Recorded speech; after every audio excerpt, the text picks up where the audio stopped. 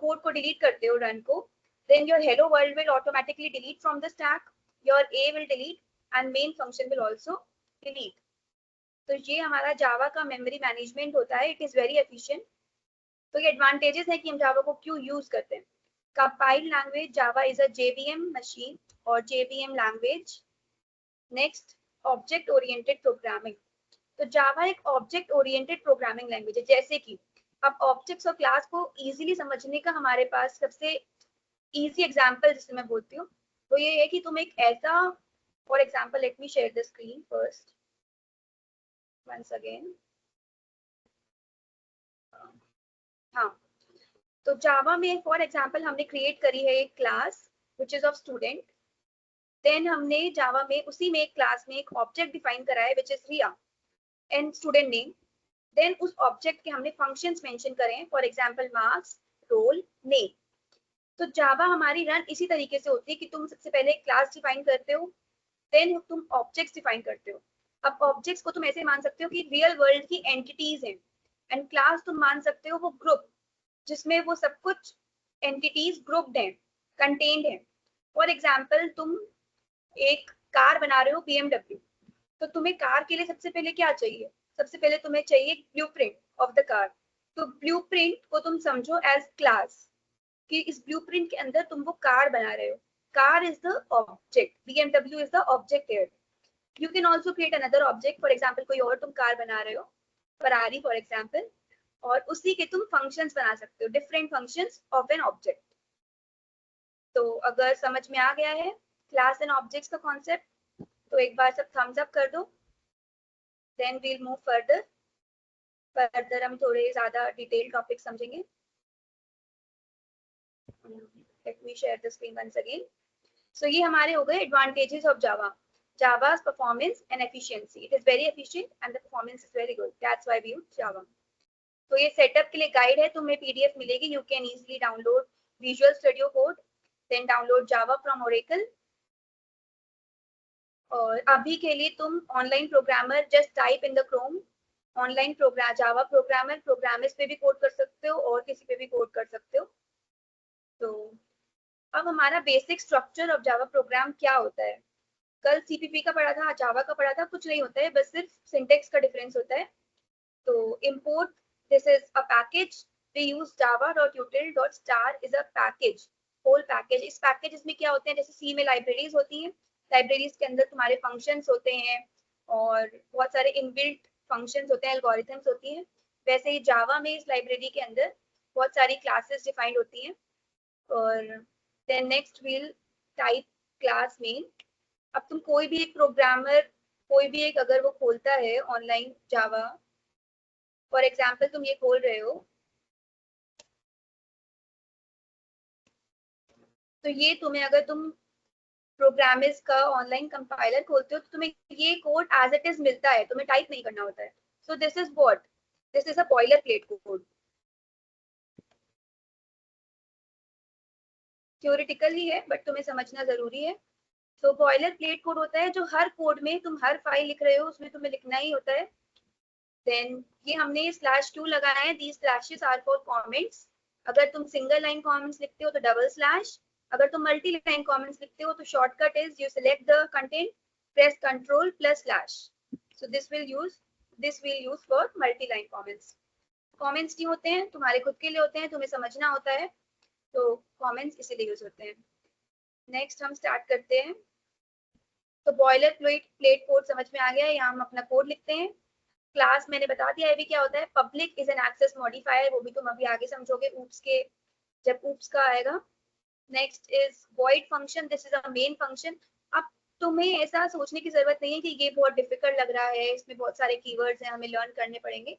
तो स्टार्टिंग में लगता है बट ये कोड तुम हर बार लिखोगे, हर बार तुम कोई भी कोड, सम का कोड लिख रहे हो, डिफरेंस का लिख रहे हो, पैटर्न का लिख रहे हो, तुम्हें लिखना ही है। तो ये तुम्हें एज इट इज लर्न हो जाएगा, मतलब लिखते लिखते, उसकी कोई टेंशन नहीं है। नेक्स्ट आता है हमारे पास variables and data types. So variables किस टाइप के होते हैं, वेरिएबल्स प्रिमिटिव डेटा टाइप्स होते हैं, नॉन प्रिमिटिव डेटा टाइप्स होते हैं। तो मैंने जैसा यहाँ पे अब लिखा था int a = 10, सो a यहाँ पे क्या है, एक वेरिएबल है, इसको हम चेंज भी कर सकते हैं, इसको बी भी कर सकते हैं, इसको सी भी कर सकते हैं, इसका नेम फर्क नहीं पड़ता है। सो वेरिएबल से हम एक्सेस करते हैं उसके अंदर के डेटा को। 10 हमें एक्सेस करना है तो हम यूज कर रहे हैं ए को। इसका डेटा टाइप हमने दिया है इंट। अगर हम इसका डेटा टाइप फ्लोट देंगे तो क्या होगा?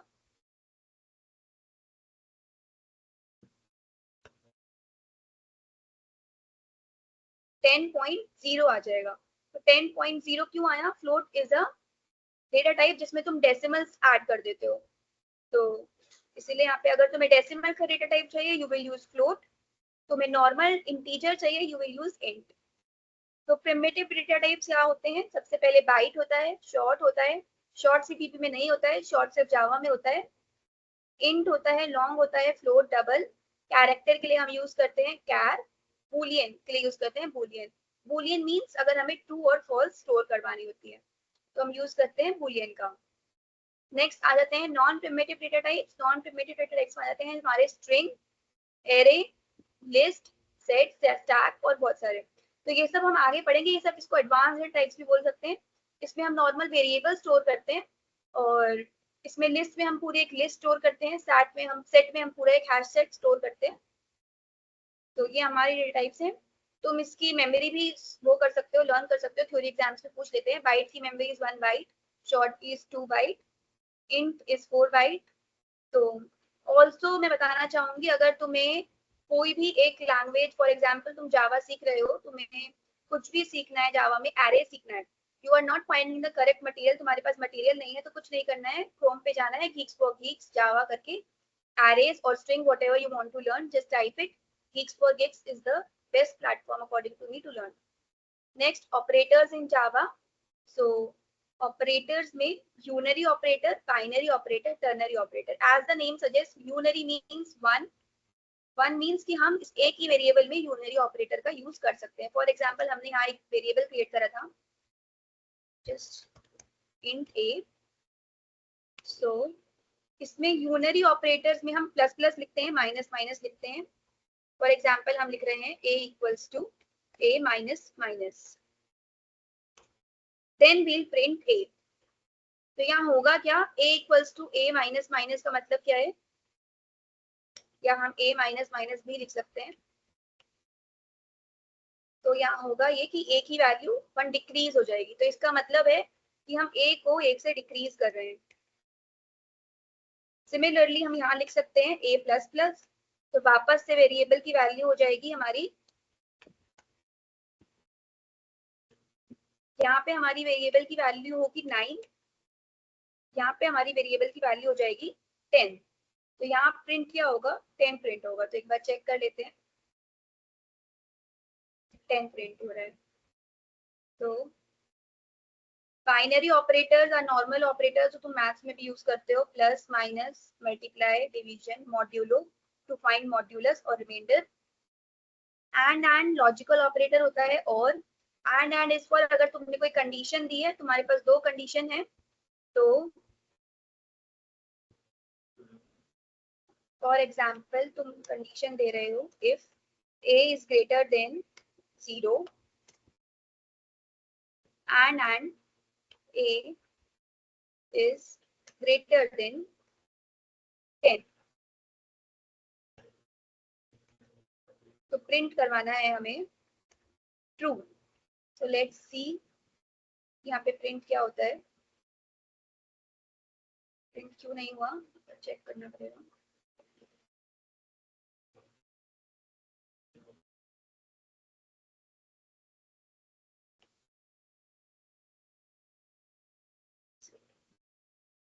तो a is greater than 0, हमारी a 0 से बड़ी है, 10 वैल्यू है, and a is greater than 10। तो क्या a 10 से बड़ा है? You have to check. a 10 से बड़ा नहीं है, a 10 के इक्वल है, तो इसका आउटपुट आएगा, मैं यहाँ लिख देती हूँ, फॉल्स। क्यों? क्योंकि अगर हम यहाँ इक्वल टू डालते तब हमारे पास ट्रू आता, बट इक्वल टू नहीं है, then we'll get the output as false. और ये होता है अगर तुम्हारी दोनों कंडीशंस ट्रू हैं, then only the output will be true. But और के केस में ऐसा नहीं होता है। और में if your first condition is true और your second condition is true, any one is true, then we'll get true. तो टर्नरी ऑपरेटर्स भी एक कंडीशनल ऑपरेटर होता है, वो हम आगे पढ़ लेंगे। अभी यहाँ पे एक बार पढ़ लेते हैं कंडीशंस। कंडीशनल जावा में क्या होते हैं? कंडीशनल इफ एल्स और एल्स। तो एक बार देख लेते हैं।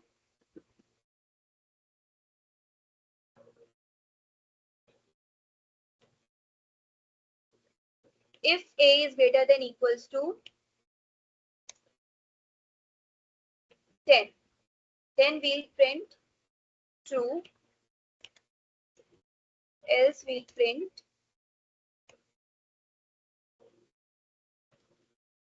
false. Let's check.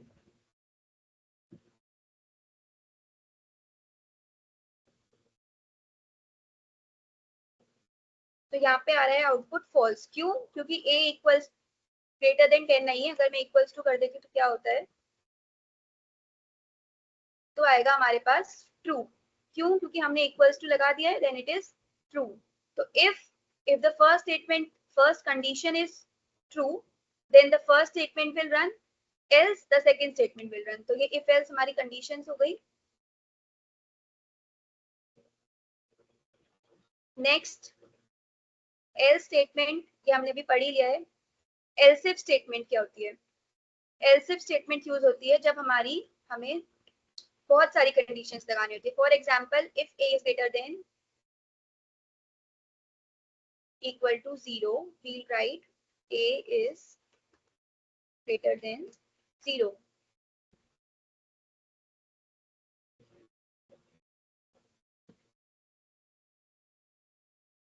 else if, इसमें हम एक और कंडीशन को इनपुट कर सकते हैं, a is greater than equals to 10।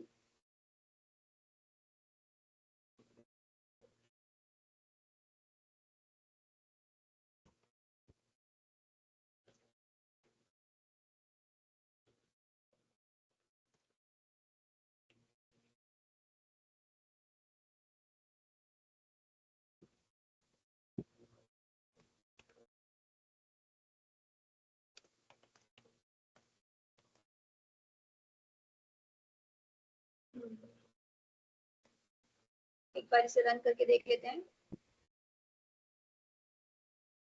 तो यहाँ पे हमारे पास क्या आ रहा है? a is greater than 0। तो हमारे पास ये फर्स्ट स्टेटमेंट आई। क्यों? क्योंकि ये हमारे पास ट्रू हो गई। अगर हम यहीं पर यहाँ पर 100 कर देते हैं तो हमारे पास रन करके क्या आएगा, एक बार देख लेते हैं। तो हमारे पास सेकेंड स्टेटमेंट रन हो रही है। क्यों? क्योंकि हमने cos a is not greater than equals to 100, a is greater than equals to 10। तो हमारे पास सेकेंड स्टेटमेंट आएगी करेक्ट। ऐसे ही अगर हमें और भी कंडीशंस देनी है तो हम और भी ऐसे ही एल्स इफ स्टेटमेंट यहाँ पे ऐड ऑन कर सकते हैं।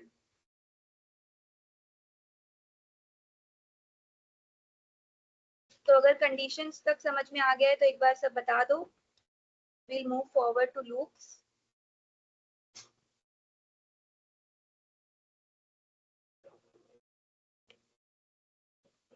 सबको समझ में आ रहा है अभी तक? रिएक्ट कर दो सब लोग। So let's move to the next topic, loops। Loops हमारे पास क्या होते हैं? लूप्स मतलब नाम से ही समझ में आ रहा है लूप्स क्यों यूज करते हैं। जब हमें एक ही कोड को बार बार रन करना होता है। फॉर एग्जाम्पल, तुम्हें नेचुरल नंबर्स प्रिंट करवाने हैं from 1 to 10, what you will do? अब ऐसा तो है नहीं कि तुम्हें 1 to 10 रन करवाने तो तुम पहले system.out.println 1 then 2 then 3 ऐसे मल्टीपल स्टेटमेंट्स लिखोगे। तुम एक लूप लगाओगे। लूप किस टाइप के होते हैं? For loop, while loop, then do while loop. For loop हमारे पास का सिंटेक्स एक बार देख लेते हैं क्या होता है। For, then you start the bracket, you define a variable int I, initialize it। तुम्हें 0 से इनिशियलाइज करना है, तुम 0 से इनिशियलाइज करो। देन इसकी कंडीशन कि तुमसे कब तक रन कर रहे हो, तो यहाँ पे कंडीशन क्या है? I is less than 5। Then उसकी अपडेशन कि वो लूप कब कैसे अपडेट हो रहा है। जैसे यहाँ पे I प्लस प्लस है तो पहले I 0 होगा, देन 1 होगा, देन 2 होगा। अगर यहाँ हम लिख देते हैं I equals to I plus 2 तो I पहले 0 होगा, देन 2 होगा, देन 4 होगा, नेक्स्ट 6 तो होगा नहीं। क्यों नहीं होगा? क्योंकि हमारी कंडीशन ब्रेक कर जाएगी। सो व्हाइल लूप में हम पहले इसका इनिशियलाइजेशन करते हैं। while x is greater than 0, तो ये कंडीशन हो गई हमारे पास। इनिशियलाइजेशन हम while से पहले ही कर देते हैं, लूप से पहले, int x is equals to और so and so। नेक्स्ट, और अपडेशन इस कोड के लास्ट में करते हैं, i प्लस प्लस और x plus plus. Do while loop में फर्क क्या होता है? डू वाइल लूप हम बहुत कम यूज करते हैं, सबसे ज्यादा हम जो लूप यूज करते हैं वो फॉर लूप करते हैं या वाइल लूप करते हैं। डू वाइल लूप हम तब यूज करते हैं जब हमें कोड को एटलीस्ट वन टाइम रन करवाना ही हो। तो डू, सबसे पहले डू मीन्स कि एक बार हमारा कोड रन हो जाएगा, देन हमारी कंडीशन चेक होगी। फॉर एग्जाम्पल, तुम्हारी x की वैल्यू अगर 10 भी है but your condition is x is greater than 0, तो जो तुमने कोड लिखा है वो एक बार कोड रन होगा। क्यों रन होगा? क्योंकि हमने पहले स्टेटमेंट लिखी है डू, देन वाइल। वो रन होने के बाद तुम्हारी कंडीशन चेक होगी वाइल पे, if x is greater than 0 नहीं है तो नेक्स्ट टाइम वो कोड रन नहीं होगा। एक बार फॉर लूप का एग्जांपल कर लेते हैं फटाफट से।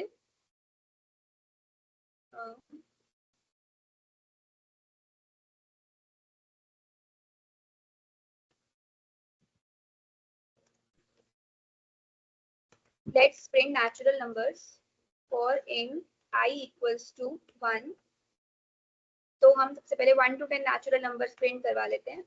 I is less than equals to 10, it is your condition. तुम I स्टार्ट कर रहे हो 1 से, less than equals to 10, then I plus plus, update कर रहे हो बाय 1। प्रिंट क्या करवाना है तुम्हें?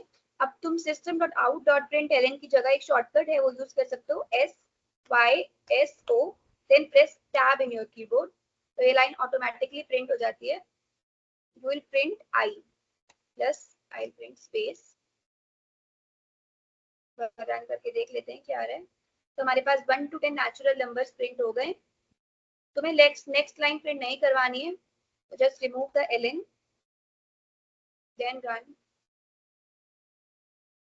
तो आएगा 1 2 3 4 5 6 7 8 9 10। सिमिलरली अगर तुम्हें यहाँ पे कंडीशन चेंज करनी है, I equals to I plus 2 भी कर सकते हो, तो क्या होगा?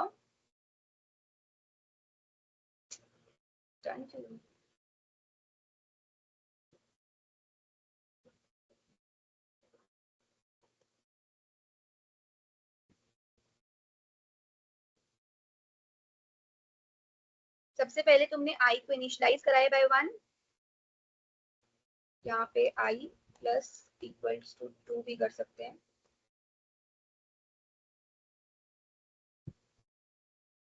तो यहाँ पे हमारी अपडेट होगी बाय 2। प्लस इक्वल्स टू का क्या मतलब है?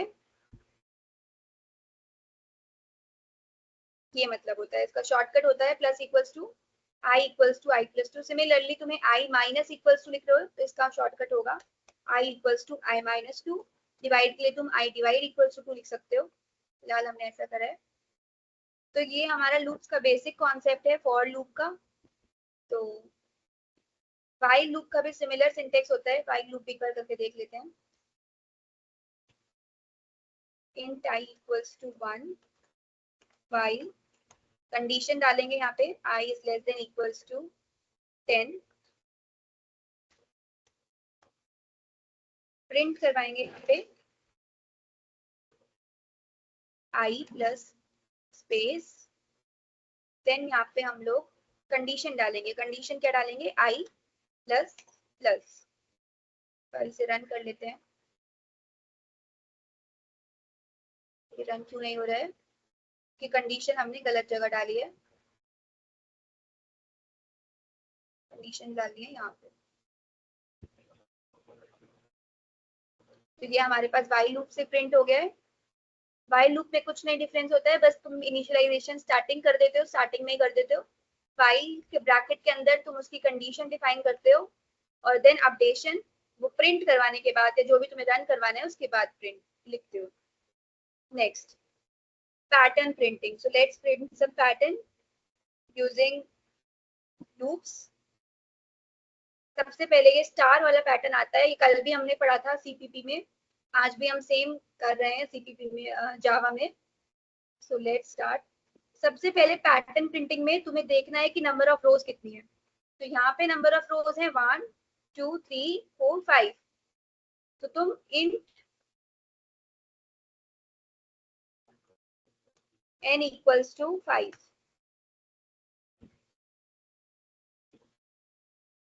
अब तुमने रोज डिफाइन करनी है, तुम्हें रोज कहाँ से कहाँ तक, जो आउटर लूप जो रन करता है हमारा पैटर्न में रोज के लिए होता है, नंबर ऑफ रोज। तो int I equals to 0, I less than 5, I plus plus.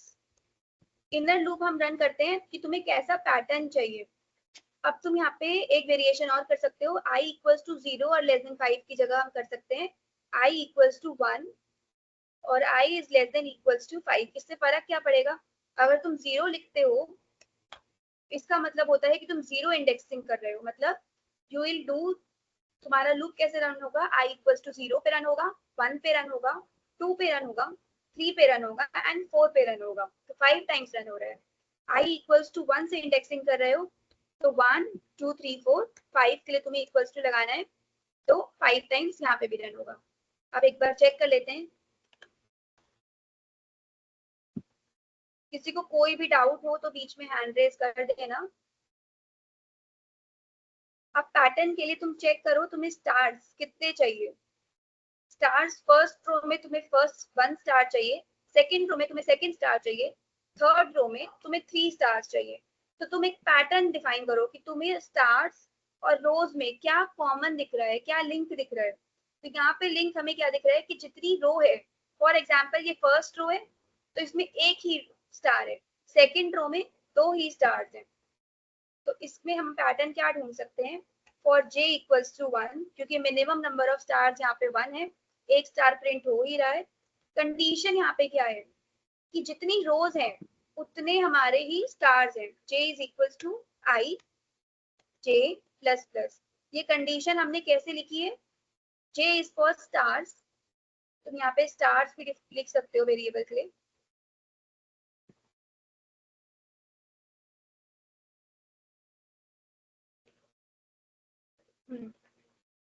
तो स्टार सबसे पहले हमने कंडीशन कैसे लगाई है, क्यों, क्योंकि अगर फर्स्ट रो है, अगर हम ट्राई रन करेंगे तो I की value is 1 in the first loop, तो सेकंड लूप में I की वैल्यू स्टार्ट होगी 1 से और खत्म हो जाएगी 1 पर ही। तो कितने स्टार प्रिंट होंगे, एक स्टार प्रिंट होगा। देन सेकंड लूप में देखो, सेकंड लूप में I की वैल्यू जाएगी 2, अपडेट हो जाएगी प्लस होके 2, तो स्टार्स कितने प्रिंट होंगे, पहले 1 स्टार प्रिंट होगा, देन चेक करेगा कंडीशन को क्या equals to less than I है, equal less than equals to 2 है, तो अभी लेस देन तो है बट इक्वल्स टू नहीं है, सो वो स्टार्स 1 को कर देगा अपडेट करके 2, तो हमारे यहाँ पे 2 स्टार प्रिंट हो जाएंगे। तो एक बार चेक कर लेते हैं, प्रिंट क्या करवाना है हमें, स्टार और एक स्पेस। अब जैसे ही हमारी एक लाइन खत्म हो रही है, एक रो खत्म हो रही है, we have to print the next line. तो नेक्स्ट लाइन प्रिंट करने के लिए वील डू system.out.println और press SYSO tab in your keyboard. तो एक बार इसे रन कर लेते हैं। तो ये हमारे पास प्रिंट हो गया है ये पैटर्न। यहीं पे अगर तुम n चेंज करते हो, यहाँ पे n डिफाइन करना है, अगर तुम n चेंज कर रहे हो, 7 चेंज कर रहे हो, तो प्रिंट हो जाएगा हमारा 7 स्टार्स का पैटर्न। सब कुछ समझ में आ गया है तो एक बार थम्स अप कर दो। Will move to the second pattern. कोई डाउट है तो हैंड रेज भी कर सकता है। समझ में आ गया है सबको?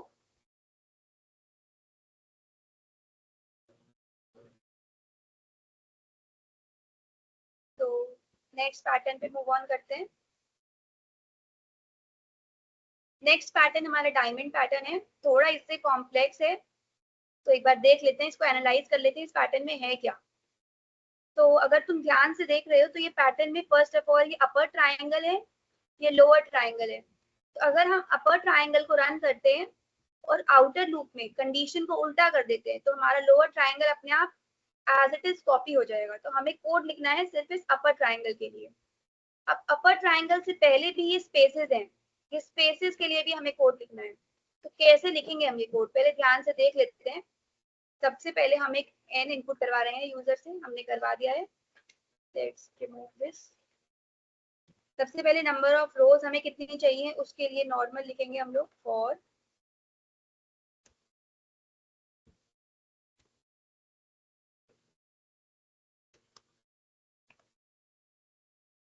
int I equals to 0, int less than n, I plus plus. तो ये हमने किस लिए लिखा है, रोज के लिए लिखा है। अब हम लिखेंगे स्पेसेस के लिए।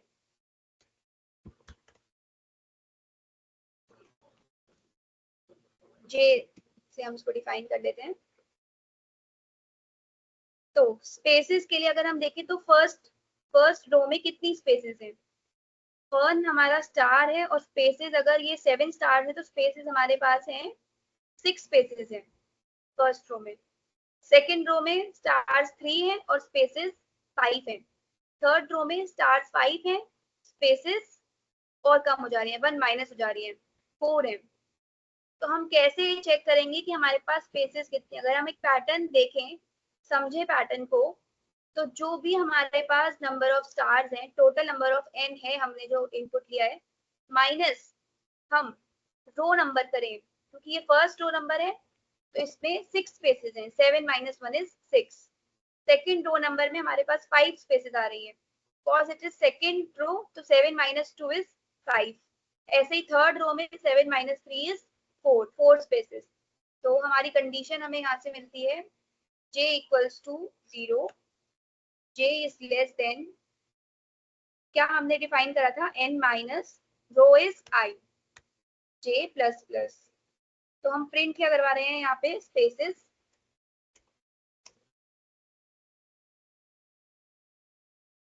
यहाँ पे हम स्पेस लिख भी देते हैं और क्लैरिफिकेशन।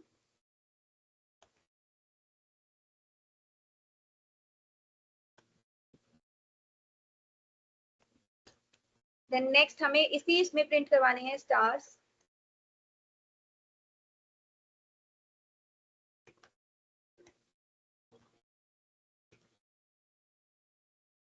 अब इसकी कंडीशन अगर हम डिफाइन करते हैं तो कैसे हमें मिलेगी, ध्यान से देखें तो अगर हम सिर्फ अपर ट्राइंगल को देख रहे हैं तो फर्स्ट में फर्स्ट 1 स्टार है, सेकंड रो में 3, देन 5, देन 7। तो ये कैसे अपडेट हो रहा है, अपडेट हो रहा है कि तुम्हारे odd number of stars print हो रहे हैं, 1, then 3, then 5, then 7। Odd number के लिए हम क्या लिख सकते हैं, star is less than equals to 2 into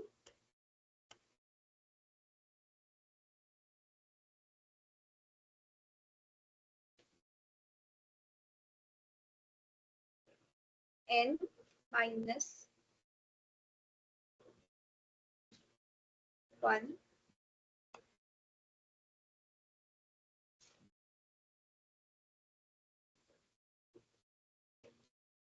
star के लिए हम क्या लिख सकते हैं, एक बार दोबारा देख लेते हैं, 2 into I, by I, because first में अगर हम देखें तो i is 1, 2 into 1 is 2 minus 1, then second में हमारे पास i हो जाता है 2, 2 into 2 is 4 minus 1 which is 3,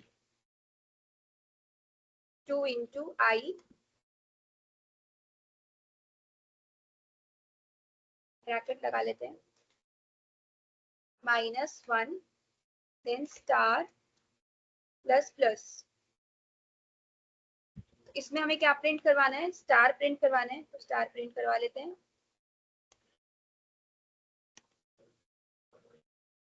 जब हमारे पास ये दोनों स्पेस प्लस स्टार प्रिंट हो गए हैं, मीन्स हमारे पास ये एक लाइन पूरी प्रिंट हो चुकी है, तो नेक्स्ट लाइन हमें चाहिए, तो उसके लिए हम क्या करेंगे, will print the next line. ये हमारे पास पूरा अपर ट्राइंगल का कोड है।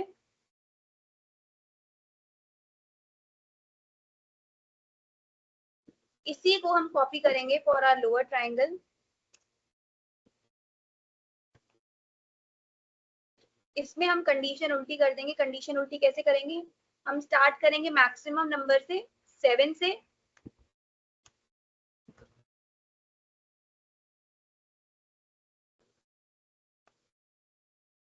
और लेके जाएंगे लास्ट तक। तो एक बार चेक कर लेते हैं, इसको प्रिंट करवा लेते हैं।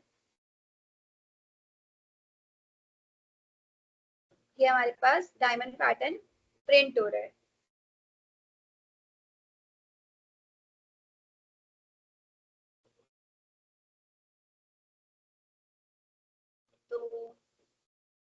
हमने डायमंड पैटर्न सीख लिया है, हमने नॉर्मल पैटर्न सीख लिया है, अब triangle pattern. Number pattern is very much similar to this first pattern. तुम्हें दिख भी रही होगी सिमिलैरिटी, फर्स्ट रो में 1 आ रहा है, सेकंड रो में 2 3 आ रहा है। तो ये पैटर्न तुम होमवर्क प्रॉब्लम की तरह भी ले सकते हो, आई होप सब लोग कर लेंगे।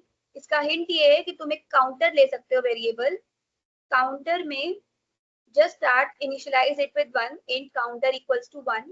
सेम कोड रहेगा स्टार पैटर्न वाले की तरह ही, बट काउंटर को तुम्हें अब प्रिंट करवाना है स्टार की जगह। देन नेक्स्ट लाइन में काउंटर को अपडेट करना है काउंटर प्लस प्लस। तो अगर सबको ये समझ में आ गया है तो एक बार हैंड रेज कर दो या थम्स अप कर दो, देन वी मूव आगे।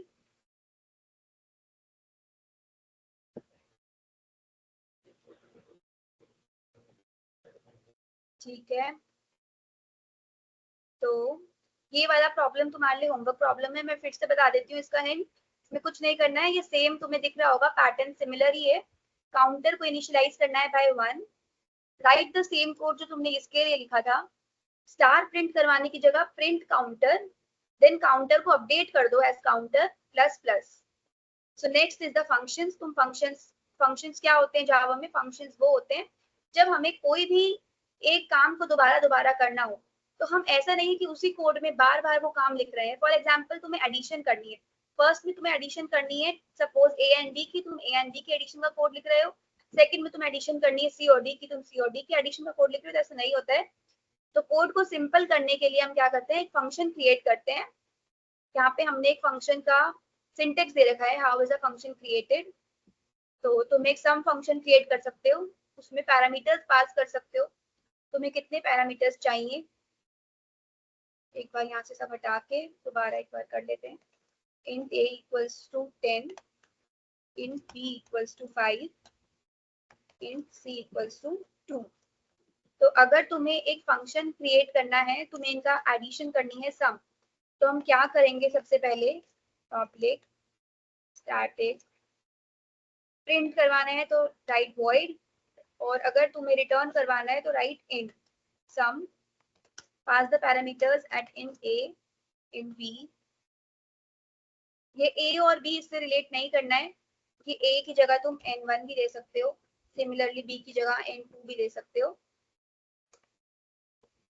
तो हमें रिटर्न क्या करना है यहाँ से, n1 प्लस n2। एक बार यहाँ पे एक बार क्रिएट करके देख लेते हैं।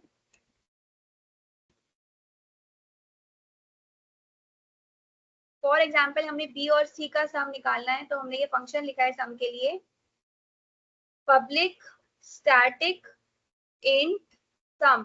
इंट यहाँ पे रिटर्न टाइप है फंक्शन का, सम यहाँ पे फंक्शन नेम है।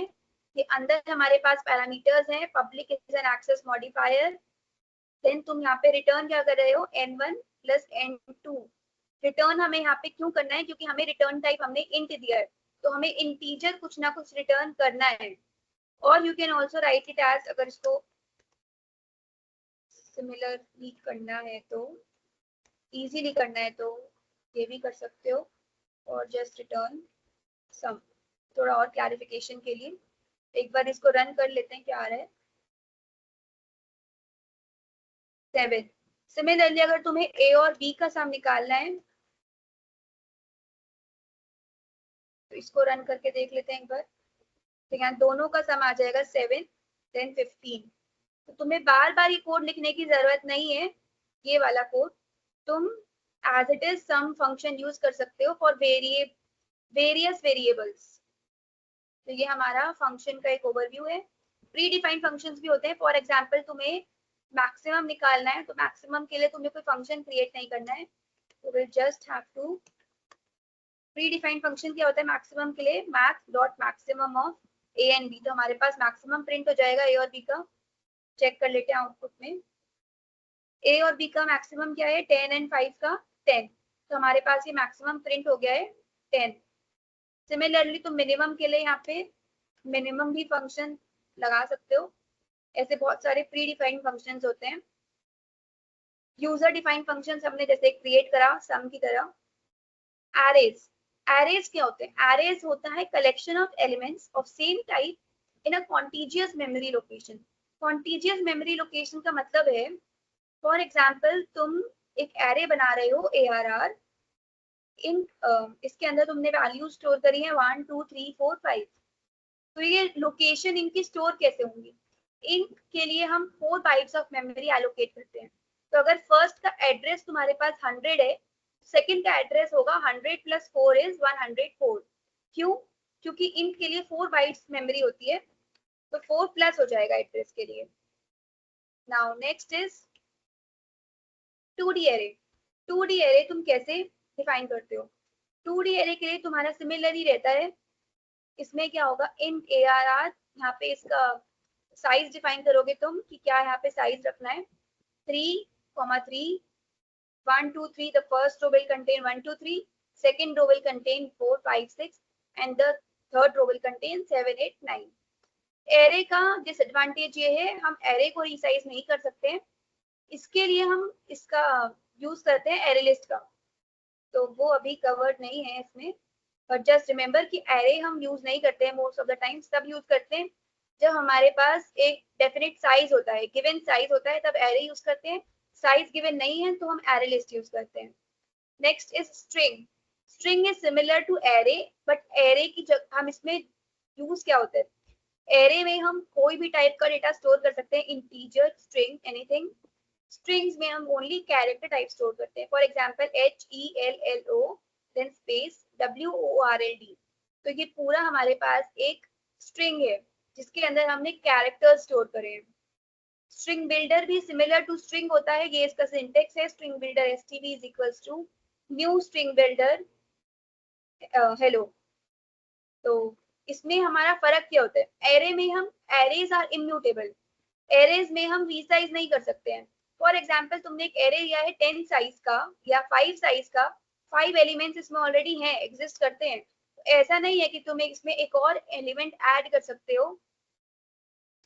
But in string array list, इसमें हम एक और एलिमेंट ऐड कर सकते हैं using ARR.append। Similarly string builder का भी यही डिफरेंस होता है। स्ट्रिंग बिल्डर में हम स्ट्रिंग बिल्डर म्यूटेबल होता है और स्ट्रिंग म्यूटेबल्स नहीं होती हैं। स्ट्रिंग में हम कोई चेंजेस नहीं कर सकते हैं, स्ट्रिंग बिल्डर में हम चेंजेस कर सकते हैं। For example we can not write first dot append hello world Aastha, no we can not write Aastha because तुम्हारी स्ट्रिंग इम्यूटेबल होती है। अगर तुम्हें कोई भी म्यूटेबल टाइप का डेटा चाहिए, तुम्हें चाहिए कि तुम्हारा उसमें और भी तुम ऐड कर लो, तो you will use string builder. String builder में कैसे यूज होगा, फर्स्ट ऑफ ऑल हमने यहाँ पे एक स्ट्रिंग बिल्डर क्रिएट करा है हेलो, बट तुम्हें इसमें अपेंड भी करने का ऑप्शन है stb.append world, और you can also remove using stb.remove world, तो वो ऑटोमेटिकली वर्ड रिमूव हो जाएगा। String buffer, what is a string buffer? String buffer and string builders are same. Difference ये होता है कि string builder is not thread safe but string buffer is thread safe. तो ये थोड़ा थियोरेटिकल टॉपिक है, बाकी इसको लिखना इज सिमिलर। स्ट्रिंग बिल्डर में भी तुम्हारा यही सिंटेक्स रहता है, write string builder the name और variable new string builder then define it. String buffer the name और variable, you can write ABC also, then write new string buffer and define it। तो ये string builder, string buffer का difference है। Mutability means हम इसमें कोई changes कर सकते हैं नहीं, तो स्ट्रिंग में चेंजेस नहीं कर सकते, it is immutable. String builder and string buffer में हम चेंजेस कर सकते हैं, they both are mutable.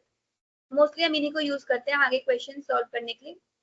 So storage में स्ट्रिंग में कांस्टेंट पूल एक स्टोरेज होती है, string buffer and string builder दोनों हीप के फॉर्म में अपना डेटा स्टोर करते हैं। सो हीप और स्टैक्स दो टाइप होते हैं डेटा स्टोर करने के लिए। Speed, string is comparatively slower, it is string builder is more faster and string buffer is much faster. String buffer हम मोस्टली तब यूज करते हैं जब तुम्हें कोई इंपॉर्टेंट डेटा स्टोर करना है, जिसकी तुम्हें प्राइवेसी चाहिए, जिसकी तुम्हें चाहिए कि वो एक थ्रेड सेफ डेटा हो, क्लास हो, तो हम उसमें यूज करते हैं स्ट्रिंग बफर।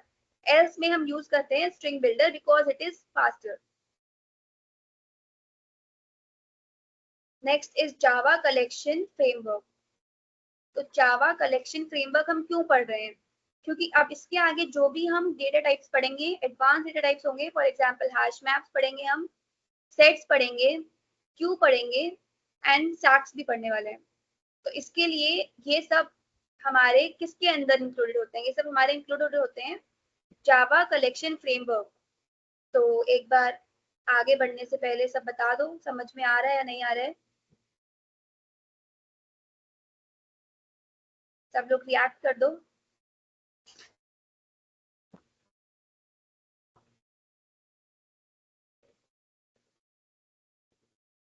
कोई भी डाउट है तो वो भी पूछ सकता है, इससे पहले वाले टॉपिक्स में अगर कोई डाउट है।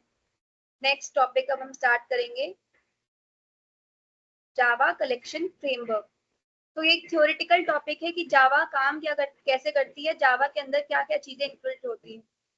तो जावा कलेक्शन फ्रेमवर्क एक कलेक्शन है of data plus its function plus interfaces plus class.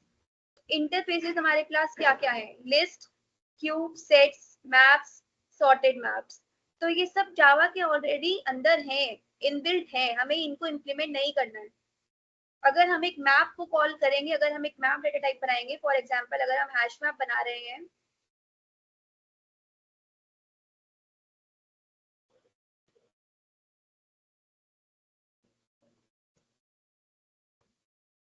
और we can create hash set.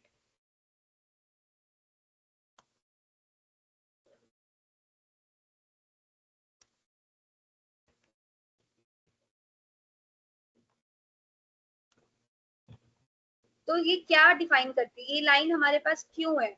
ये लाइन हमें ये शो कर रही है कि हैश सेट एक ऑलरेडी डिफाइंड इंटरफेस है जावा के अंदर। उसका डेटा टाइप हमने इंटीजर लिया है। इंट हमने यहाँ पे क्यों नहीं लिया है? क्योंकि इंट एक प्रिमिटिव डेटा टाइप था। इंटीजर हम इसलिए डिफाइन कर रहे हैं क्योंकि ये हम एक क्लास के लिए डिफाइन कर रहे हैं।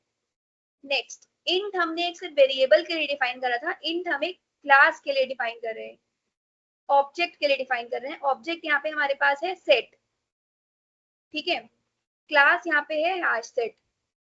देन न्यू हैश सेट, इसमें अगर तुम VS कोड में अगर तुम यहाँ पे क्लिक भी कर रहे हो, स्क्रॉल ऊपर ओवर कर रहे हो, तो इसमें आएगा java.util.hashmap हैश सेट। बट हमने यहाँ पे इंक्लूड क्या करी है? java.util.hashmap star. तो इसकी जगह तुम ये भी इंपोर्ट कर सकते हो, इंपोर्ट java.util.hashmap। तो इससे क्या होगा? इससे तुम्हारा हैश मैप इंटरफेस इंपोर्ट होगा। बट अगर तुम्हें ये लाइन लिखने का क्या फायदा है? java.util.star दिस पैकेज मीन्स कि तुमने सारे पैकेजेस ऑलरेडी इंस्टॉल कर लिए हैं। मतलब तुम्हें अलग से हैश मैप लिखने की जरूरत नहीं है। तुम लिंक लिस्ट बना रहे हो तो तुम्हें अलग से यहाँ पे लिंक लिस्ट लिखने की जरूरत नहीं है। That is also a package of Java. अगर तुमने यहाँ पे स्टार लगाया है, इट मीन्स कि तुम्हारे पास सारे पैकेजेस इंस्टॉल्ड हैं। एक लिंक लिस्ट भी इंस्टॉल्ड है प्लस हैश सेट भी इंस्टॉल्ड है। सो ये हमारे पास जावा कलेक्शन फ्रेमवर्क है। एक बार दोबारा इसे रिकैप कर लेते हैं, इसमें हमने क्या क्या है। इसके अंदर फ्रेमवर्क जो जावा हमें प्रोवाइड करती है, उसके अंदर इंटरफेसेस आता है। इंटरफेसेस में हमारे पास क्या क्या इंटरफेस होते हैं? लिस्ट होता है, क्यू होता है, सेट होता है, मैप होता है, सॉर्टेड मैप होता है। इन इंटरफेसेस के अंदर हमें क्लासेस देखने को मिलती है। फॉर एग्जाम्पल एरे लिस्ट के अंदर लिस्ट है, लिस्ट के अंदर एरे लिस्ट है, लिंक लिस्ट भी है, वेक्टर भी है, स्टैक भी है। तो हम किसी भी क्लास को यूजिंग द इंटरफेस एक्सेस कर सकते हैं। इसका क्या मतलब है? अगर तुम्हें स्टैक बनाना है तो तुम लिस्ट से स्टैक को इम्प्लीमेंट कर सकते हो। एरे लिस्ट बनानी है तो एरे लिस्ट को तुम लिस्ट से इम्प्लीमेंट करते हो। DQ बनाना है तो तुम क्यू से इम्प्लीमेंट कर सकते हो DQ को। सिमिलरली हैश सेट बनाना है तो वो सेट इंटरफेस के अंदर आता है। ये सब थ्योरेटिकल है, एक बार पढ़ लेना hash Java collection framework. Next आ जाता है हमारे पास hash map, a very important topics. जो भी TSE के क्वेश्चंस होते हैं, मोस्टली क्वेश्चंस में तुम हैश मैप का यूज कर सकते हो। और हम इसका यूज क्यों करते हैं? क्योंकि इसके अंदर जो भी तुम्हारे पास फंक्शंस होते हैं, तीन मेन फंक्शंस होते हैं। पुट फंक्शन होता है, रिमूव फंक्शन होता है। तो इसमें तुम्हारे पुट फंक्शन से क्या होता है? You can put any value. For example तुमने एक हैश मैप क्रिएट करा है, स्ट्रिंग इंटीजर टाइप का, मैप की तरह ये स्टोर होगा। एक कॉलम में तुम्हारे पास स्ट्रिंग स्टोर होंगी, उसी के सामने वाले कॉलम पे तुम्हारे पास इंटीजर स्टोर होंगे। फॉर एग्जाम्पल यहाँ पे मैंने इनपुट ले रखा है, इनपुट हम किससे लेंगे, पुट से लेंगे, विशाल, देन इंटीजर टाइप इज 10। तो फॉर एग्जाम्पल ये विशाल एक कोई बच्चा है, उसके मार्क्स हमने यहाँ स्टोर कर दिए, सचिन, देन 30। साइज, तो इसके जो मोस्टली हम लोग फंक्शंस यूज, इनबिल्ट फंक्शंस है। अब ये जो पुट है, साइज है, रिमूव है, ये सब हैश मैप्स की क्लास के अंदर, पैकेज के अंदर ऑलरेडी इनबिल्ट फंक्शंस होते हैं। तो हैश मैप एक एफिशिएंट डेटा टाइप क्यों है, क्योंकि ये जो फंक्शंस हैं इनकी टाइम कॉम्प्लेक्सिटी होती है बिग O ऑफ 1। यहाँ लिख भी सकते हो, पुट, रिमूव और साइज की जो टाइम कॉम्प्लेक्सिटी होती है वो होती है big O of 1। Linear time, linear constant time में तुम्हारे ये सारे फंक्शंस हो जाते हैं, तुम्हें इसके लिए एक्स्ट्रा टाइम यूज नहीं करना होता है। Time complexity and space complexity is very important. तुम जो भी क्वेश्चंस पढ़ते हो तुम्हें पता होना चाहिए वो किस टाइम में कितनी स्पेस ऑक्यूपाई कर रहा है, किस टाइम में वो कम रन हो रहा है, कितनी ऑक्यूपाई कर रहा है स्पेस कंपाइलर में। जितना एफिशिएंट तुम प्रोग्राम को बना सकते हो, फॉर एग्जाम्पल तुम्हारा एक प्रोग्राम है वो लीनियर टाइम में रन कर रहा है, अगर तुम उसे कांस्टेंट टाइम में बिग O ऑफ 1 टाइम में रन करवा सकते हो, then it is very good approach. तो ये हमारे पास हैश मैप हो गया। एक बार इसको हम लोग कर भी लेते हैं, हैश मैप को। सेट हमने बनाया है, हैश मैप बना लेते हैं सबसे पहले से, ये हैश सेट बनाया है।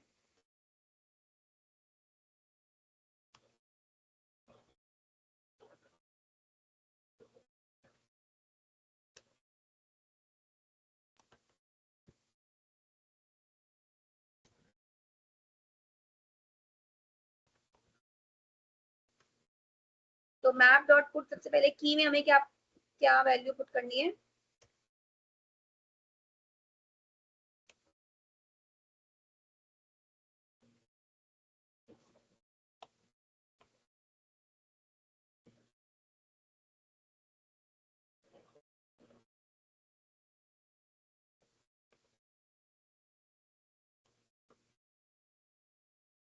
सबसे पहले इसको प्रिंट करवा के देखते हैं प्रिंट कैसे हो रहा है। तो प्रिंट ये इस फॉर्म में हो रहा है, a is of 10, b is of 20। अगर हम सिमिलरली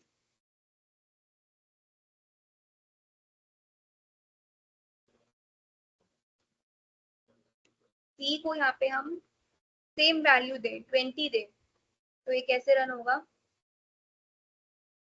हो जाएगा।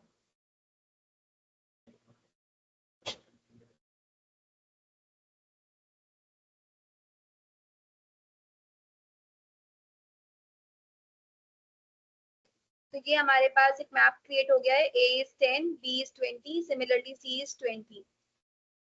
अब डिफरेंस कहाँ आता है हैश मैप और हैश सेट में। तो सबसे पहले तो ये तीनों फंक्शंस जो हमारे इम्प्लीमेंट हुए हैं ये बिग O ऑफ 1 में इम्प्लीमेंट हुए हैं, तो इसमें जो टाइम कॉम्प्लेक्सिटी है इस पूरे प्रोग्राम की वो है बिग O ऑफ 1। इसका साइज भी प्रिंट करवा लेते हैं एक बार।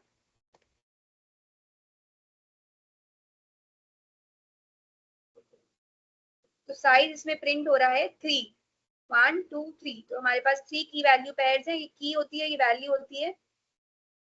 की हम लोग डुप्लीकेट स्टोर नहीं कर सकते, की डुप्लीकेट स्टोर करेंगे तो यहाँ पे एक एरर आ जाएगा।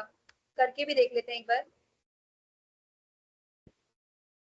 एरर नहीं आएगा बट उसकी वैल्यू अपडेट हो जाएगी। अपडेट कैसे हो गई, फर्स्ट में तुम्हारी एक ही वैल्यू थी 10, सेकंड में तुम्हारी एक ही वैल्यू थी 20, बट तुमने जब इसे रन करा तो तुम्हारी एक ही वैल्यू रन हो रही है एज 20। तो एक बार नेक्स्ट कर लेते हैं इसमें मैप, ये हमारा हो जाएगा हैश मैप। तुम्हें हैश सेट रन करना है, तो हैश सेट के लिए सिमिलर होता है बिल्कुल हैश मैप की तरह, फंक्शंस भी सेम होते हैं। पुट की जगह हम यहाँ पे यूज करते हैं एंड का, प्रिंट नॉर्मल प्रिंट करवा देंगे। हैश सेट को हमने स्ट्रिंग डेटा टाइप दिया है of h, new hash set of string, ये हमारे पास क्या है यहाँ पे इसकी वैल्यू है। तो फर्क क्या होता है हैश मैप और हैश सेट में, फर्क ये होता है कि हैश सेट में हम डुप्लीकेट वैल्यूज को स्टोर नहीं कर सकते। जैसे यहाँ पे मैंने लिख भी रखा है h.add_india, अगर हम करेंगे तो क्या होगा हमारे पास, एक बार चेक कर लेते हैं।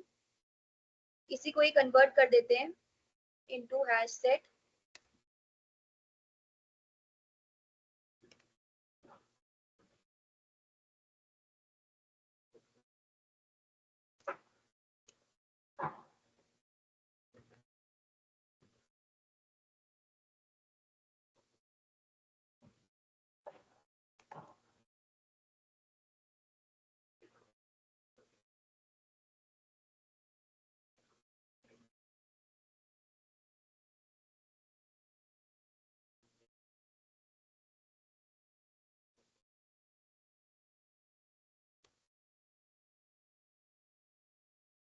चेक करते हैं इसको रन करके क्या होगा।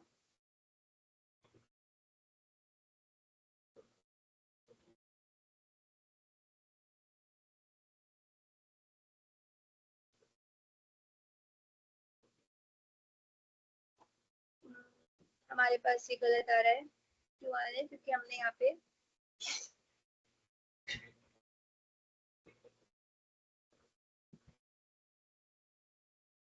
ये दिया है। दोबारा डिलीट करके रन करते हैं। हैश सेट में और हैश मैप्स का डिफरेंस तुम्हें प्रोग्राम से अगर दिख रहा है तो मैं एक बार दोबारा बता देती हूँ।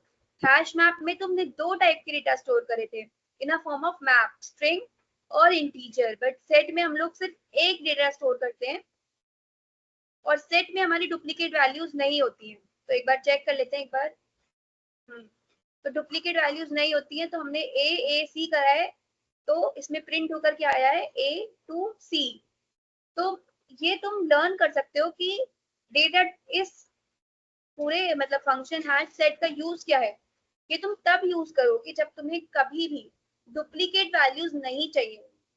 क्वेश्चंस में भी तुम ऐसे लर्न कर सकते हो कि इसे तब यूज करना है जब डुप्लीकेट वैल्यूज हमें नहीं चाहिए हो। और इस सेट का साइज भी आएगा हमारे पास एज 2। 2 क्यों आएगा? क्योंकि तुमने ए सी है, ए इसमें से एक ऑटोमेटिकली अपडेट हो जाएगा, तो हमारे पास बचेगा क्या? सिर्फ 1A एंड 1C। अब हमारे पास स्टैक्स, क्यूज, डेक्यू बचता है। तो एक बार स्टार्ट कर लेते हैं। सबको समझ में आ रहा है तो एक बार दोबारा रिएक्ट कर दो।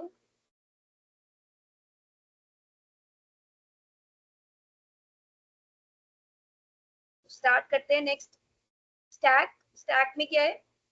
Stack is also an interface. हटा देते हैं यहाँ से, तो कमेंट आउट कर देते हैं। स्टैक तुम्हें क्रिएट करना है तो सबसे पहले यहाँ पे इंपोर्ट करना पड़ेगा स्टैक।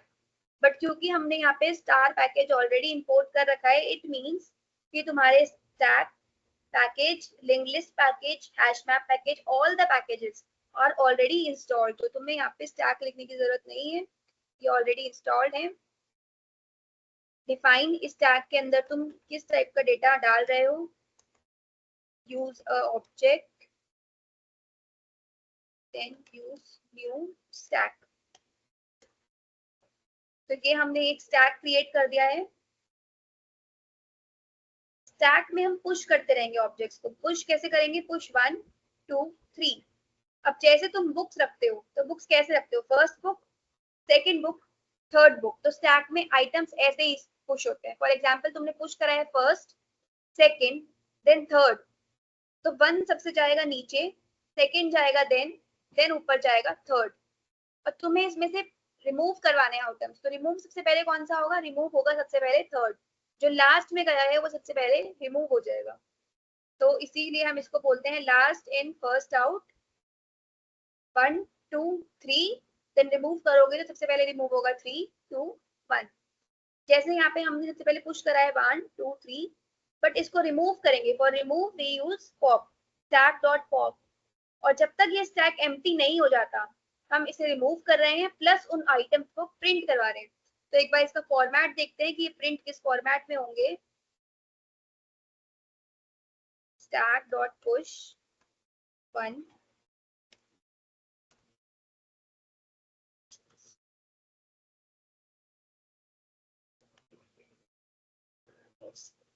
copy this।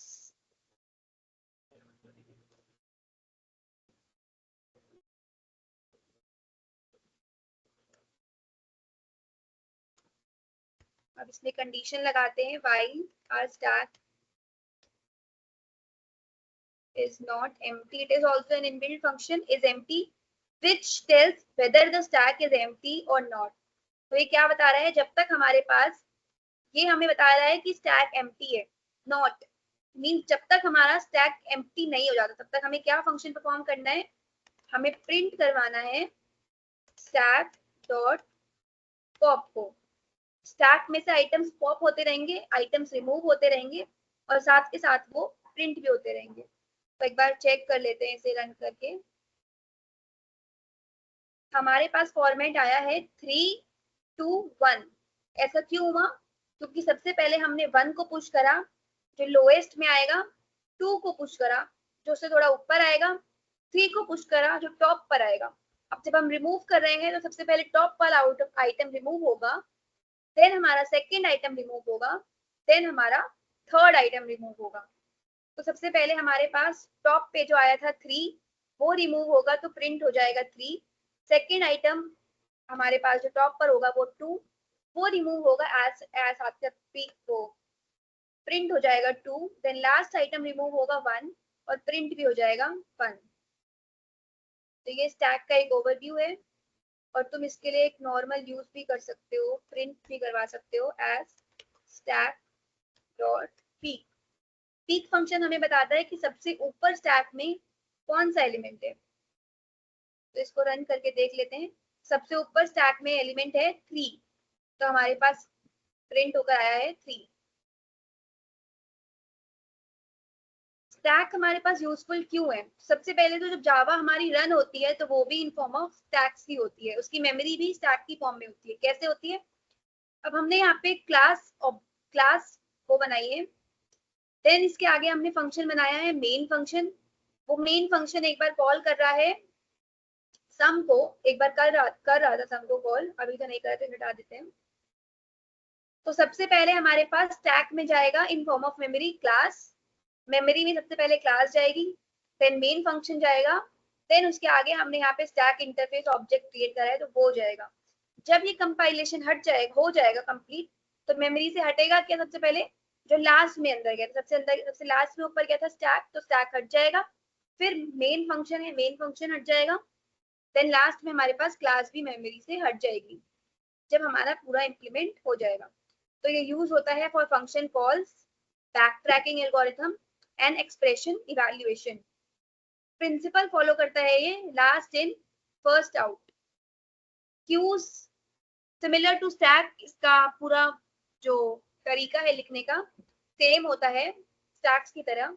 फर्क क्या होता है? फर्क होता है वो लास्ट इन फर्स्ट आउट था, कि last first in first out है। फॉर एग्जाम्पल तुम, क्यू का क्या मतलब होता है? लाइन। तुम बुक इशू करवाने के लिए लाइब्रेरी गए हो, वहां पे लाइन लगी है, तो जो बच्चा लाइन में सबसे पहले आएगा उसको बुक मिल जाएगी, वो लाइन से सबसे पहले चला जाएगा। जो बच्चा सेकंड में आएगा वो सेकंड में जाएगा। तो ये वही प्रिंसिपल फॉलो करता है, फर्स्ट इन फर्स्ट आउट का। सिमिलर है ये बिल्कुल स्टैक्स की तरह। तुमने यहाँ पे स्टैक्स की तरह ही क्यू इम्प्लीमेंट करा है। क्यू के लिए हम इम्प्लीमेंट करते हैं लिंक लिस्ट का, इसके लिए हम क्लास यूज कर रहे हैं यहाँ पे लिंक लिस्ट की। क्यू अपना कोई इंटरफेस नहीं होता है, क्योंकि लिंक लिस्ट होता है। नेक्स्ट, क्यू में हम स्टैक में ऐड कर रहे थे तो स्टैक डॉट पुश यूज कर रहे थे, क्यू में ऐड करेंगे तो क्यू डॉट ऐड यूज करेंगे। देन हमने यहाँ पे प्रिंट करवा दिया है क्यू को। तो अगर हम यहाँ पे स्टैक प्रिंट करवाते हैं तो स्टैक प्रिंट करने के लिए क्या प्रिंट होता? सबसे पहले बनाना प्रिंट होता, देन एप्पल प्रिंट होता। क्यू को प्रिंट करवाएंगे तो क्यू में प्रिंट होगा एप्पल प्लस बनाना।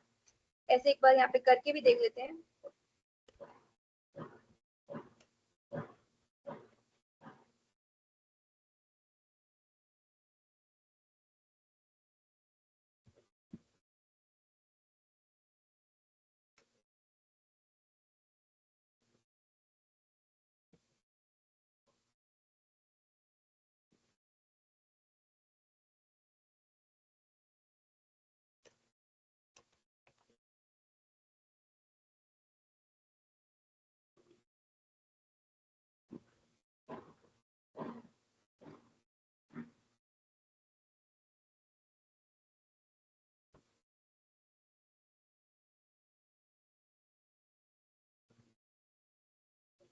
तो ये हमारे पास एक क्यू बन गई है।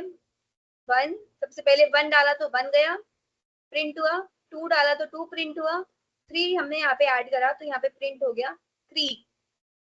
सिमिलरली अगर हम यहाँ पे स्टैक बनाते और स्टैक में पहले 1 को डालते, देन 2 को डालते, देन 3 को डालते, जो हमने अभी पहले करा था, तो उसमें आउटपुट क्या आ रहा था? सबसे पहले 3 आ रहा था, फिर 2 आ रहा था, फिर 1 आ रहा था। तो क्यू में ऐसा नहीं होता है। सो नेक्स्ट आता है हमारे पास डेक्यू। डेक्यू रेयरली यूज होता है, बट एक बार फिर भी पढ़ लेते हैं डेक्यू का क्या मतलब होता है। Deque is a double ended queue. Double ended queue means कि एक क्यू है और उसमें तुम क्यू में क्या होता है, सबसे पहले फर्स्ट जो अंदर चीज जाती है वही चीज निकलती है, देन सेकंड जो जाता है वो सेकंड निकलता है। डेक्यू में हम एक क्यू बनाते हैं। अगर तुम एक एरे की फॉर्म में से विजुअलाइज करो, 1 2 3 4 5 इसमें एलिमेंट्स हैं। सबसे पहले हमने 1 ऐड करा, हम इसमें 2 ऐड कर रहे हैं, 3 ऐड कर रहे हैं, इसमें हम लास्ट से भी ऐड कर सकते हैं। ऐड लास्ट में हम अगर ऐड करेंगे तो करेंगे 2, 1 से पहले हमें कुछ ऐड करना है तो हम ऐड करेंगे फर्स्ट, ऐड फर्स्ट 0, तो हमारा डेक्यू बन जाएगा 0 1 2। सिमिलरली हम यहाँ पे रिमूव फंक्शन रिमूव फर्स्ट का यूज कर सकते हैं, रिमूव लास्ट का भी यूज कर सकते हैं, और यहाँ पे हम प्रिंट करवा देंगे फर्स्ट को विच इज फर्स्ट, लास्ट को प्रिंट करवाएंगे तो यहाँ पे लास्ट प्रिंट हो जाएगा। ये फर्स्ट इन फर्स्ट आउट की तरह भी काम करता है, लास्ट इन फर्स्ट आउट की तरह भी काम करता है। तो डेक्यू मीन्स कि तुम्हारी एक एरे की तरह विजुअलाइज करो, जिसकी यहाँ पे भी कोई एंड नहीं है, यहाँ पे भी कोई एंड नहीं है, दोनों तरफ से खुली है। तुम फर्स्टली भी ऐड कर सकते हो, तुम लास्ट से भी ऐड कर सकते हो, फर्स्ट से भी रिमूव कर सकते हो और लास्ट से भी रिमूव कर सकते हो। अब हमारे पास लास्ट टॉपिक आ गया है सेशन का, कॉन्सेप्ट ऑफ ऊप्स। ऊप्स क्या होता है? Object oriented programming system. तो अब यहाँ देखते हैं हम लोग एक्सेस मॉडिफायर। तो अभी जो हमने यहाँ पे पढ़ा पब्लिक, ये पब्लिक क्या होता है, ये स्टैटिक क्या होता है, वॉइड तो हमें समझ में आ गया कि ये रिटर्न टाइप होता है फंक्शन का। हमें यहाँ पे वॉइड रिटर्न करना है, वॉइड मीन्स नल रिटर्न करना है, यहाँ पे हमें इंट रिटर्न करना था। यहाँ पे हम प्राइवेट भी लिख सकते थे, सिमिलरली हम यहाँ पे डिफॉल्ट भी लिख सकते हैं, बट जो हमारा मेन फंक्शन होता है वो बाय डिफॉल्ट पब्लिक होता है, तो उसमें हमें चेंजेस करने की जरूरत नहीं होती है। जो फंक्शंस हम क्रिएट कर सकते हैं उसके हम यहाँ पे एक्सेस मॉडिफायर को चेंज कर सकते हैं। तो एक बार चेक कर लेते हैं किस टाइप के एक्सेस मॉडिफायर्स होते हैं। नाम से ही पता चल रहा है एक्सेस जो हमें दे, हमें किस टाइप का एक्सेस चाहिए। तो पब्लिक से स्टार्ट करते हैं। पब्लिक हमारी क्लास, जिस क्लास में हम हैं, जिस पैकेज में हम हैं, डिफरेंट क्लास में हम हैं एंड डिफरेंट क्लास की डिफरेंट पैकेजेस में हम हैं, तो वो हर किसी को एक्सेस देगा, तो पब्लिक होगा।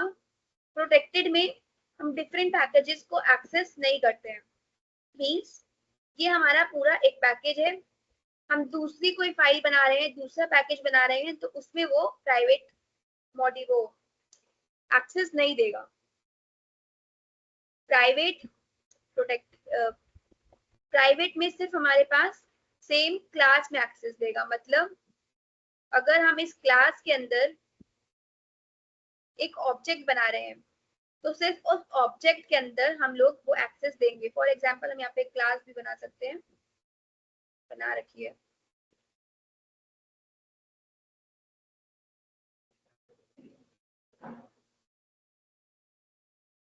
जैसे यहाँ पे हम समझ सकते हैं, एक क्लास हमने क्रिएट करी है एनिमल, ये हमारा मेन फंक्शन है हेलो वर्ल्ड, मेन क्लास है हेलो वर्ल्ड, इसके अंदर मेन फंक्शन है।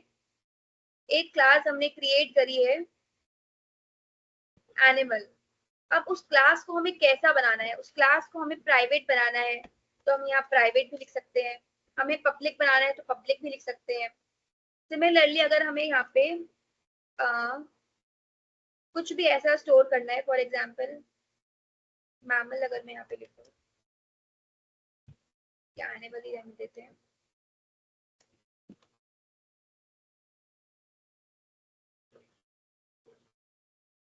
तो हम एक प्राइवेट टाइप का कोई भी एक वेरिएबल बना सकते हैं। यहाँ पे कुछ भी बना देते हैं, जैसे कि नेम बना लेते हैं, और इसका टाइप क्या होगा, इसका टाइप होगा स्ट्रिंग। तो ये जो स्ट्रिंग नेम हमने यहाँ पे बनाया है, ये कहाँ तक एक्सेस होगा, सिर्फ इस क्लास तक एक्सेस होगा। अगर यहीं पर हम यहाँ पे कुछ नहीं लिखते, सिर्फ पब्लिक लिख देते हैं, तो इसका क्या मतलब है कि वो पूरी पैकेज में हमारा एक्सेसिबल रहेगा। एक बार दोबारा से आ जाते हैं अपने पीपीटी पे। सिमिलरली डिफॉल्ट में क्या होता है, डिफॉल्ट में हमारी क्लास के अंदर भी एक्सेसिबल है, पैकेज के सब क्लासेस नॉन सब क्लासेस के अंदर भी एक्सेसिबल है। डिफरेंट पैकेजेस में एक्सेसिबल नहीं है। अगर हम इस पैकेज से बाहर जाएंगे तो वहां हमें एक्सेसिबल नहीं होगा। Now the most important topic of OOPS, ये लास्ट टॉपिक है, फिर क्विज शुरू हो जाएगी। तो pillars of OOPS, pillars of OOPS हमारी 4 पिलर्स होते हैं, encapsulation, abstraction, inheritance, then polymorphism. Encapsulation का मतलब क्या होता है? कैप्सूल से हम समझ सकते हैं कि एक बंडल करना, डेटा को इनक्लोज करना, एक कैप्सूल में बंद करना, इसको हम ऐसे समझते हैं। जैसे कि हमने जावा फाइल बनाई है, प्रोग्राम बनाया है, तो प्रोग्राम में हम 2 चीजें रखते हैं। सबसे पहले डेटा, हमने वेरिएबल स्टोर कर दिए, हमने फंक्शन बना दिए। तो डेटा जो है वो उन फंक्शन के अंदर जो हमने स्टोर करा है या जो वेरिएबल्स हमने स्टोर करे हैं वो डेटा है। मेथड्स है, मेथड्स हमने सम फंक्शन बनाया था, सम फंक्शन इज अ मेथड। ऐसे ही वेरियस हम फंक्शन बना रहे हैं एक फाइल में, तो वो सब मेथड्स के अंदर आएंगे। टोटल उस पूरे को जो कैप्सूल करता है एक फाइल में, वो उसको हम बोलते हैं इनकैप्सुलेशन। ये हेल्प हमें किस चीज में करता है? हेल्प हमें करता है इन डेटा हाइडिंग। तो ये बहुत इंपॉर्टेंट पॉइंट है, ये हमें हेल्प करता है इन डेटा हाइडिंग। सेकंड हमारे पास जो पिलर आता है वो है इनहेरिटेंस। इनहेरिटेंस का मतलब तुम ऐसे समझ सकते हो, जनरेशन से समझ सकते हो कि तुम्हारे ग्रैंडफादर की जनरेशन थी, तुम्हारे फादर की जनरेशन है, फिर तुम्हारी जनरेशन है। तो सिमिलरली एक जावा फाइल में इनहेरिटेंस होती है, जैसे कि यहाँ पे मैंने अभी दिखाया था। एक क्लास हमने बनाई है एनिमल की, तो ये हमारी कौन सी क्लास है? ये हमारी है एक बेस क्लास। तो एक बार लाइट मोड कर लेते हैं। तो ये हमारी जो फाइल है, क्लास है, ये बेस क्लास है। इसकी तुमने प्रॉपर्टीज डिफाइन करी है, स्ट्रिंग कलर, इसके अंदर एक प्राइवेट प्रॉपर्टी है स्ट्रिंग नेम, एक ब्रीथ एक इसका फंक्शन है, वॉइड ईट एक इसका फंक्शन है।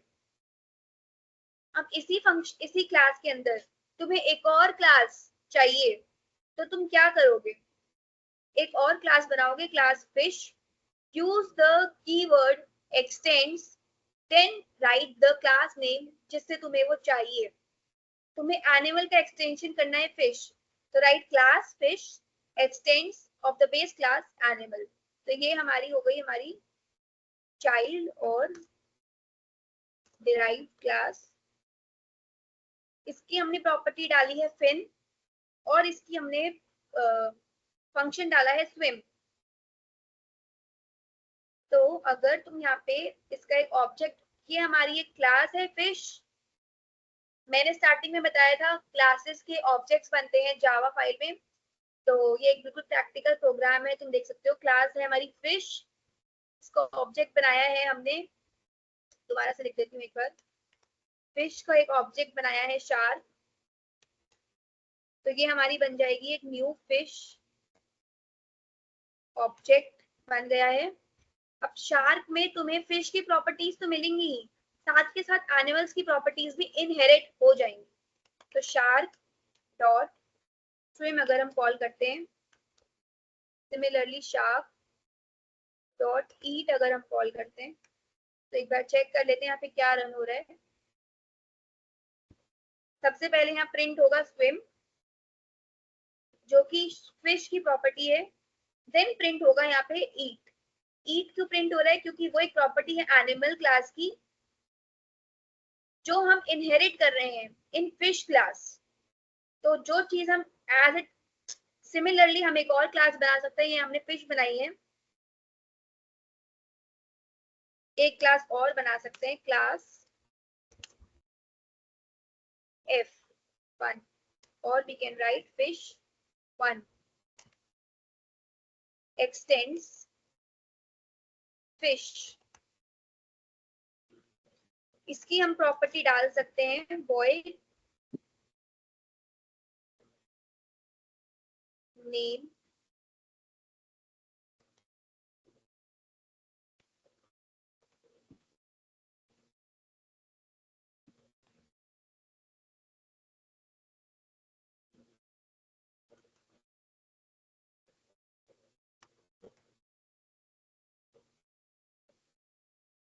यहाँ पे हम फिश 1 का एक ऑब्जेक्ट क्रिएट करते हैं,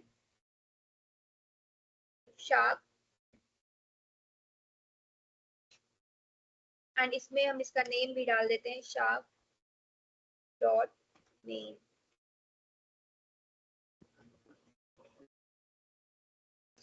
तो यहाँ पर हमने क्या प्रॉपर्टी डिफाइन करी है, सबसे पहले हमने एक क्लास बनाई एनिमल, उसकी एक चाइल्ड क्लास बनाई फिश, उसकी एक अगेन हमने यहाँ पे चाइल्ड क्लास बनाई फिश 1। फिश 1 में हमने सबसे पहले फिश 1 का एक ऑब्जेक्ट बनाया शार्क, उस ऑब्जेक्ट के लिए कॉल करा स्विम को जो कि डिफाइंड था फिश के अंदर, ईट को जो कि डिफाइंड है एनिमल के अंदर, और नेम को जो डिफाइंड है फिश 1 के अंदर। तो ये तीनों चीजें रन हो गई, क्यों? क्योंकि हमने वो चीजें इनहेरिट करी है, फंक्शंस इनहेरिट करे हैं from the parent class to the derived class और द चाइल्ड क्लास। तो एक बहुत इंपॉर्टेंट प्रॉपर्टी है इनहेरिटेंस। तो हमने इनहेरिटेंस पढ़ लिया है, एनकैप्सुलेशन भी पढ़ लिया है, पॉलीमॉर्फिज्म पढ़ना भी रहता है एंड एब्स्ट्रैक्शन पढ़ना रहता है। तो सबसे पहले पॉलीमॉर्फिज्म पढ़ लेते हैं।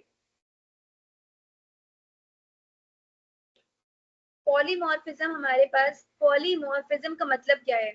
पॉलीमॉर्फिज्म का मतलब है, poly means many plus forms. Polymorphism का मतलब है मेनी फॉर्म्स, कि तुम मेनी फॉर्म में अपना डेटा स्टोर कर सकते हो। फॉर एग्जाम्पल, तुमने अभी यहाँ पे क्लास बनाई थी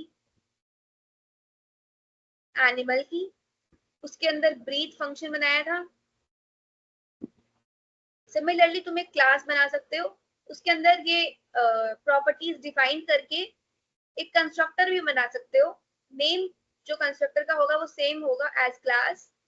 अब उस कंस्ट्रक्टर के अंदर तुम कुछ पैरामीटर भी पास कर सकते हो, जो कि थ्योरी का टॉपिक है। वैसे कंस्ट्रक्टर 3 टाइप्स के होते हैं, parameterized constructor, non parameterized constructor, और एक कंस्ट्रक्टर होता है by copy constructor.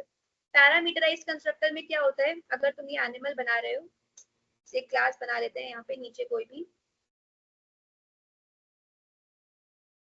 Class mammal इन, तो क्लास स्टूडेंट बना लेते हैं यहाँ पे, student int roll string name. इसी स्टूडेंट का एक कंस्ट्रक्टर बना रहे हो, we'll write this dot roll is equals to roll, this dot name is equals to name। तो ये जो तुमने कंस्ट्रक्टर बनाया है, इस कंस्ट्रक्टर के अंदर तुमने कोई भी पैरामीटर पास नहीं करा है। कंस्ट्रक्टर ऐसा भी बना सकते हो कि हम उस स्टूडेंट का डेटा पास कर दें,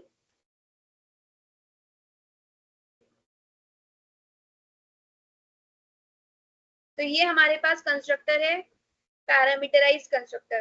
कॉपी कंस्ट्रक्टर सिमिलर होता है पैरामीटराइज कंस्ट्रक्टर के लिए। इसमें तुम एक दूसरे कंस्ट्रक्टर की कॉपी क्रिएट करते हो, ऑब्जेक्ट की कॉपी क्रिएट करते हो एंड इसमें पास कर देते हो। बट ये तीनों कंस्ट्रक्टर का यूज क्या है? इन तीनों कंस्ट्रक्टर्स का यूज है टू स्टोर डेटा। तो जावा हमें ये प्रॉपर्टी देता है कि हम मल्टीपल डेटा को स्टोर कर, एक डेटा को स्टोर कर सकते हैं इन मल्टीपल फॉर्म्स।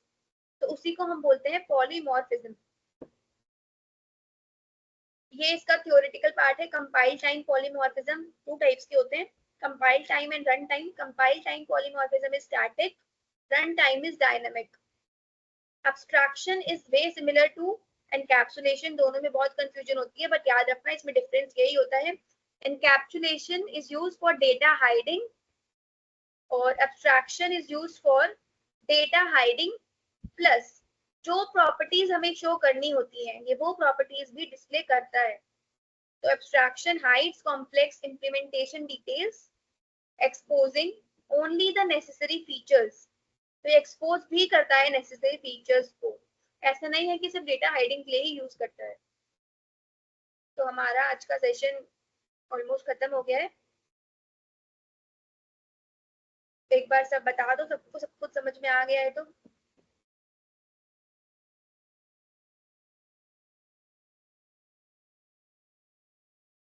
सबको समझ में आ गया अब तक जो भी पढ़ाया है? गाइस किसी को कोई भी डाउट है तो please don't hesitate, hand raise कर दो अपना, विल अनम्यूट यू।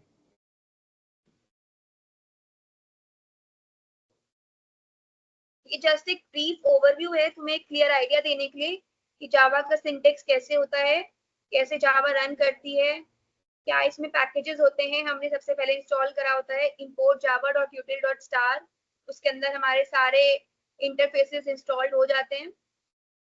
और मोस्टली हमने जो एडवांस्ड डेटा स्ट्रक्चर होते हैं, हैश मैप्स, ये सब भी कवर कर लिए हैं। तो अगर किसी को कोई डाउट है किसी भी चीज में तो वो हैंड रेज करके पूछ सकता है। फिर नेक्स्ट हम क्विज शुरू कर देंगे।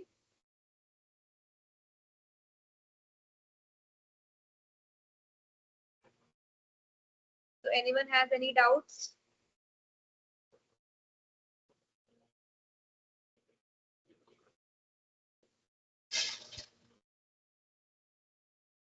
कहीं पे भी कुछ नहीं समझ में आया है तो एक बार वो भी बता दो, दोबारा रिपीट हो जाएगा।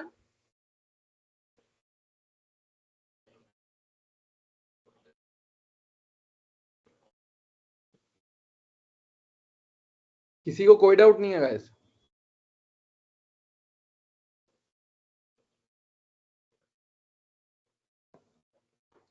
देख लो, I am giving you all 2 to 3 minutes, जितने डाउट से पूछ लो, क्योंकि उसके बाद हम मेंटी क्विज रखने वाले हैं एंड उधर पता चल जाएगा कि किसने कितना ध्यान दिया और किसको कितना आता है।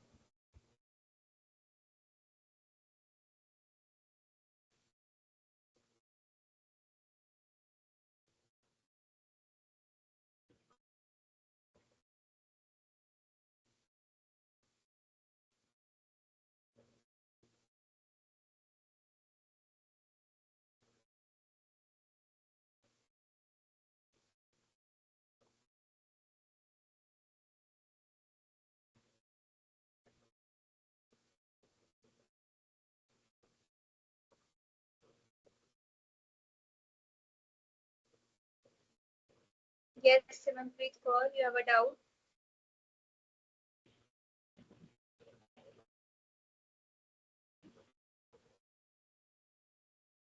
माइक अलाउ कर दिया सिमरप्रीत। हाय दीदी, मेरी आवाज आ रही है? हाँ आ रही है। ओके, तो स्ट्रिंग बफर और बिल्डर में मेन डिफरेंस क्या था?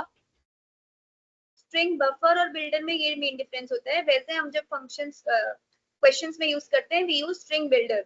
क्यों? क्योंकि दोनों सिमिलर होते हैं। सिमिलर कैसे होते हैं कि दोनों म्यूटेबल टाइप होते हैं। अगर हमें कुछ ऐड करना है तो हम अपेंड यूज करके ऐड कर सकते हैं, रिमूव भी कर सकते हैं, फास्टर होते हैं। बट स्ट्रिंग बिल्डर हम तब यूज करते हैं जब हमें नॉर्मल प्रोग्राम्स, जैसे अब तुम लीड कोड पे क्वेश्चंस करते हो या नॉर्मल प्रोग्राम्स लिखते हो तो यू यूज स्ट्रिंग बिल्डर। क्यों? क्योंकि उसकी इम्प्लीमेंटेशन फास्टर होती है। स्ट्रिंग बफर हायर लेवल पे यूज होता है जब हमें कोई थ्रेड सेफ डेटा यूज कर, थ्रेड सेफ डेटा को हमें यूज करना होता है या इम्प्लीमेंट करना होता है। तो उसकी इम्प्लीमेंटेशन फास्टर देन स्ट्रिंग होती है but not faster than string builder. तो तब हम लोग स्ट्रिंग बफर यूज करते हैं। Okay, understood? हाँ जी, थैंक यू। या वेलकम।